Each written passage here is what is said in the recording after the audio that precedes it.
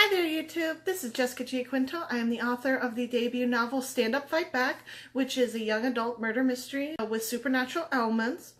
And today I wanted to do a video that kind of fixes the problem that I was having with the wrap-ups and TBRs last year. And that's basically doing something as in recent reads, because I wasn't reading really anything that I enjoyed on my TBRs. I ended up choosing a lot of things that weren't on my TBRs, so I had a very hard time following it. So what I wanted to do was basically just do a kind of a wrap-up for the last 5 books that I've read. Now, I've actually backlogged a lot of books this year.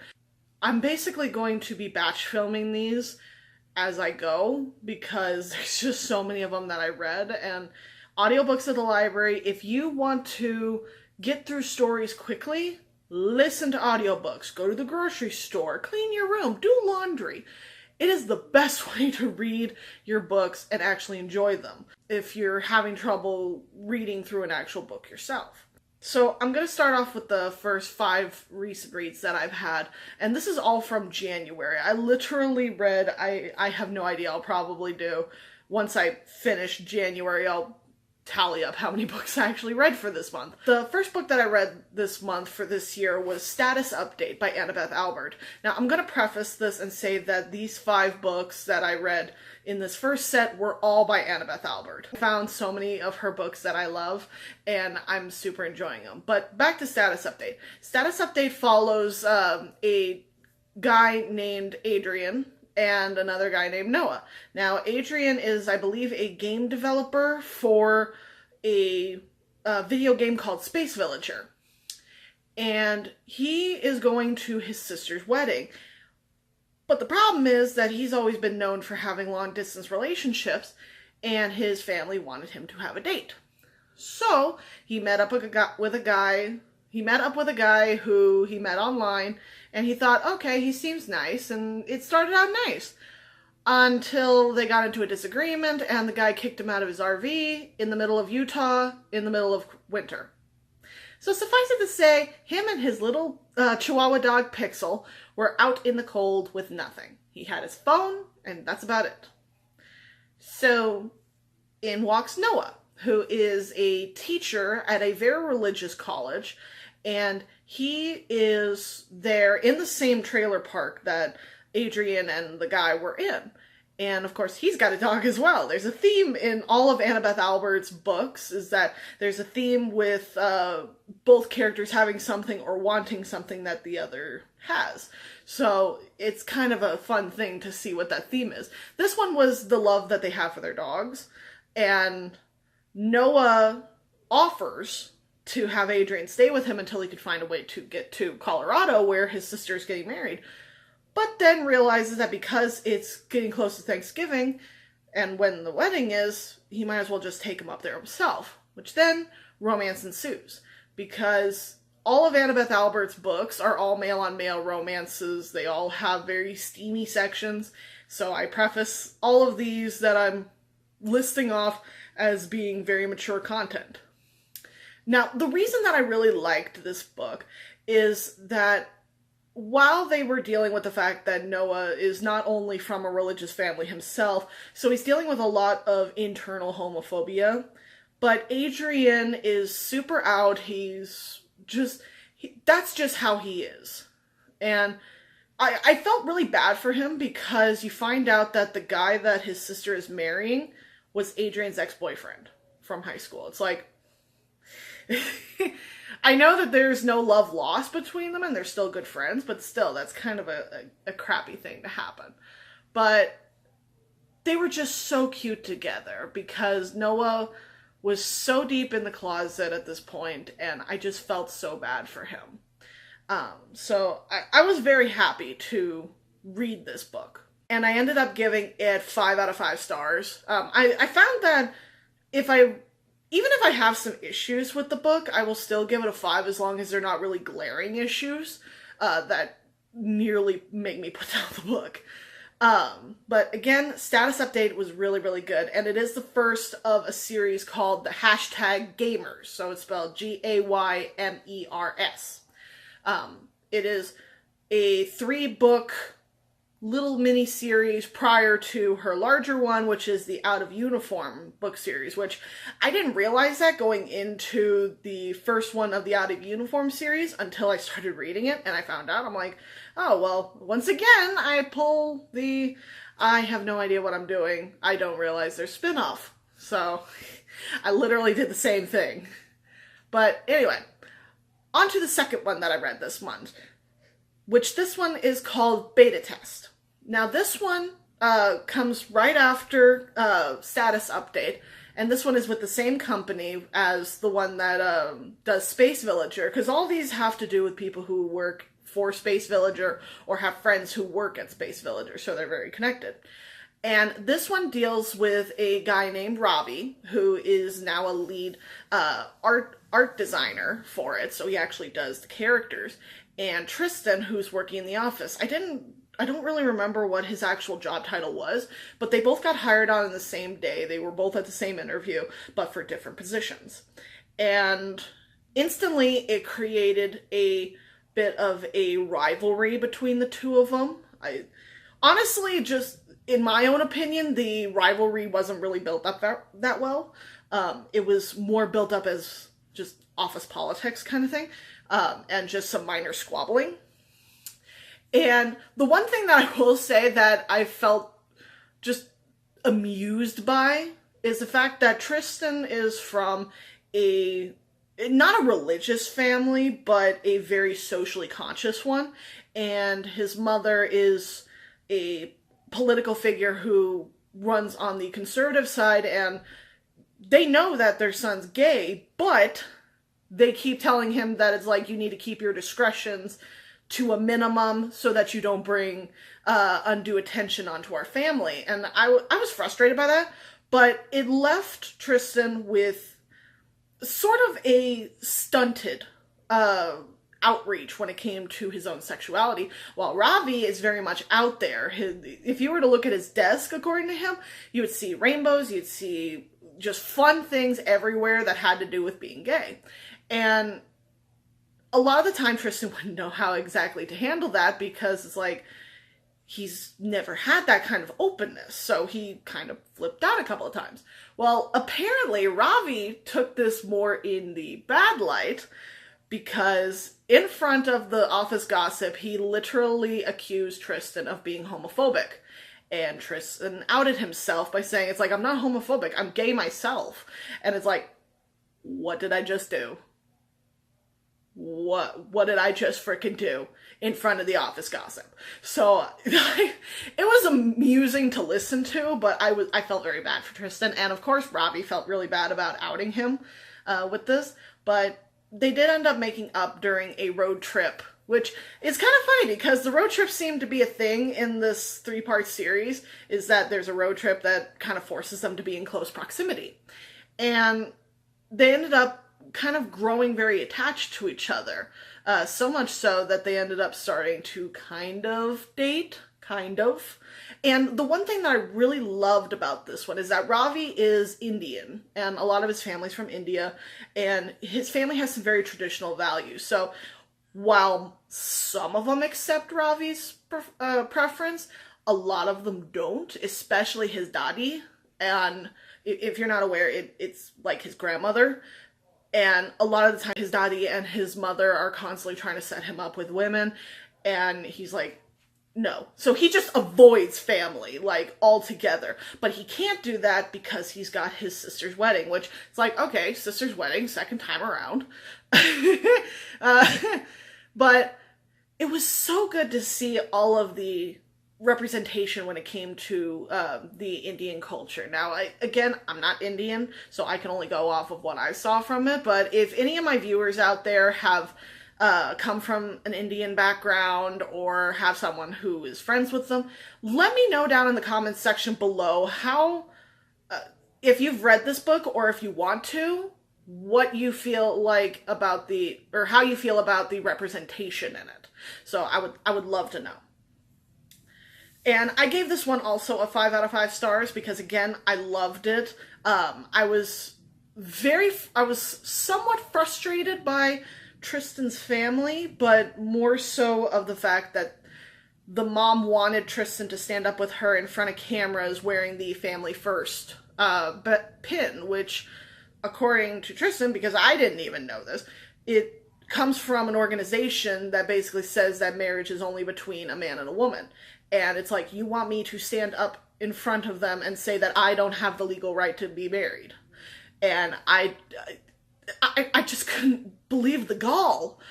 I was flabbergasted. I'm like, why would you do this to your own son? But again, that's neither here nor there. The third one that I read this month was Connection Error. And this one follows actually the office gossip that I mentioned in the previous one. His name is Josiah, and he is a new project manager for Space Villager. And this is actually where we bridge the gap into the Out of Uniform series, because the man that he gets paired with is I don't remember if he's a lieutenant or something to that effect, but he's in the Navy, and he's being sent to Walter Reed Hospital in DC to undergo rehab. Now, it's not told at the beginning of the chapter what exactly is wrong with Ryan. It's not until the very end of the chapter that you find out that he is missing both of his legs. One from the calf down, one from the knee down. And Josiah kind of flips out a little bit on a plane bound for Germany. So Ryan gets understandably upset. But one thing that I really want to stress about this one is Josiah's character. He's not a bad person. He's really not. And I didn't realize this when I first started really reading it, but Josiah suffers from ADHD, and the representation for ADHD was just off the charts. I'm like, I've never related to a character more than I did with Josiah, because his thought process and the way he handled things was so accurate to what I've personally experienced and what I've seen with my husband. And I just thought it was fantastic. I couldn't believe how well this was done. One thing that was really kind of bumming me out about this one, though, is Ryan's character and what he was kind of pushing Josiah into, because the way that his character was is that because of the fact that he now lost his legs, he couldn't do a lot of things on his own. And because he was still hurting and going through rehab, he was kind of babied a lot. And he hated that. And that's completely understandable. But when he actually had a relationship with Josiah, he kept trying to make it so that, I can't really describe it. It was just so frustrating because he kept trying to fix things. Like, Josiah couldn't do it on his own. He needed Ryan to do it for him. And it's like, Josiah is an adult. And that's actually what was really frustrating, because Josiah realized that it's like, he's basically treating me like I'm just some sort of project that he has to fix. And I thought that was great, because it gave great characterization to Josiah growing into the person that he wanted to be. And Ryan having to take a step back and realize it's like, he's not a project. He's a man that I love. And I will make one point of contention. I did give this 5 stars, but it was almost a 4 because of the fact the ending was so, like, jumping around everywhere. There was no really cohesion to the ending. But because of how cute the actual ending was, I gave it a 5. But I did preface that in my review on Goodreads. So if anyone wants to read my full thoughts on the books, I will leave the link in the description below for my Goodreads page. The next one that I actually read was a little novella. Now, with Annabeth Albert, when you sign up for her newsletter, you actually get access to all of her novellas for her series. And they're all, I want to say like maybe 5 chapters max. Because I think the longest one I saw was like 4 or 5 chapters.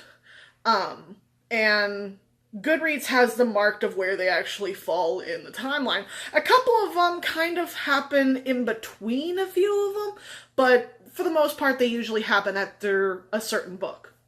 And this one that I read was called New Status Needed. And this one was marked as 1.5, so it's in between status update and connection error. And this one actually follows Adrien and Noah when they are deciding to basically have a surrogate of Adrien's sister having their child. And Noah being worried about the child and when it'll come, and then Adrien having sort of a self-reflective moment because he sees how Noah is with their daughter, and he's like, why do I feel so out of place with this? But he does end up coming around. It's very short, and if you sign up for Annabeth Albert's newsletter, you get them for free. So I was quite happy about that. So now my phone and my Kindle are both filled with all of her books for the novella series. And I gave this one also a 5 because, well, one, it was really good and it was really short. But it also kind of gave me just a little bit more of those feels for Adrien and Noah because I really liked their story. And the last one that I'm going to be mentioning in this video is actually sort of, I can't really call it a novella because it's longer than a novella, but it was part of an anthology originally that Annabeth Albert actually put into its own Kindle book, and that is called Level Up. And this one is in the same universe as #gamers, but this one more deals with a friend that you meet in the Out of Uniform, in the first book of the Out of Uniform series.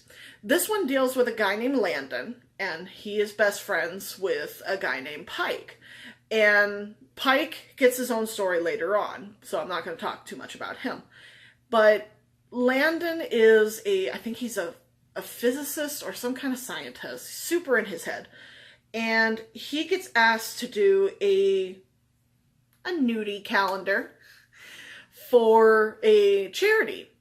And the person who is supposedly filming it, or taking pictures for it, is someone named Bailey that Landon's been basically following on Instagram, and he's kind of been talking to Bailey. So he's thinking it's a woman. Come to find out it's a big burly guy. Which, then my brain went, it's like, okay, who names their son Bailey? But again, that's neither here nor there. Name your child whatever you want. But with this one, I felt so bad for Landon, and I felt just as bad for Bailey, because Landon has had in his past, he was actually assaulted sexually, and I felt that anxiety and that panic that he had was so genuine and so well done that it literally had me on the verge of frustrating tears because it was so accurate. And speaking as someone who has anxiety, it's really hard to get that feeling across in writing, but Annabeth Albert did such a good job with this one because I was frustrated on Bailey's behalf. I was frustrated on Landon's behalf. I was frustrated in general because of how accurate it was, because I've been in those situations. I've been where Landon was, and I've also been where Bailey's been. So it's like, it was so accurate to what you feel when you have anxiety or your partner has anxiety or issues like that. It's very hard to deal with, but if you love someone enough, you can help persevere. It's not going to fix it, but it's going to push you to stay and push you to try and help as best you can. That's all the ones I'm going to talk about in this video. In the next one, I'll talk about 5 more that I read, which are probably going to include more novellas and more Annabeth Albert. Because I've basically just been reading her series. But again, Stand Up Fight Back is available for order on Amazon in both paperback, Kindle, and on Kindle Unlimited. You can pick up your copy today. I'll leave a link in the description below. And if you want to come and talk about any of these books that I mentioned, please leave me a comment down below. Remember to subscribe. And I will see you all in the next video. Keep being fabulous. Bye-bye.